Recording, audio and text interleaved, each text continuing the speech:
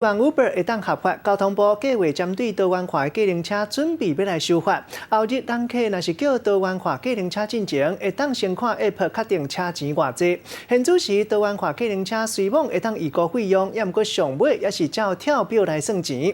后日修法了后，照这个 Uber 估计偌济钱，就收偌济钱。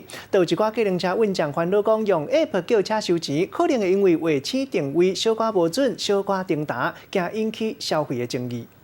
小姐有叫车吗？用 APP 来叫客停车，不过来的车伊的外观无啥共。原来这台是多元化的客停车，虽然讲车身毋是迄款传统的黄色，外形甲自家用啊嘛无啥物差别。伊的车牌是迄落白底红字的，伊营业的模式嘛比较这个客停车的法规，只是讲大部分拢使用 APP 来叫车。若即马交通部嘛计划要修法，未来这类型的多元化客停车，人客伫咧叫车进前会当先透过 APP 先确定车主。那这样的话，就是不会只有一个选择嘛？那这样子相对来说也比较透明，可能就是更好掌握预算。因为我觉得其实现在计程车司机也不太会太绕路或乱收钱。甲点开即马多元化计程车的叫车平台，甲输入这个上路车的地点了后，虽然同款会出现已故的车主，不过上尾的收费要是以实际跳表为主。未来修法了后，多元化计程车就会当使用 APP 先来报价，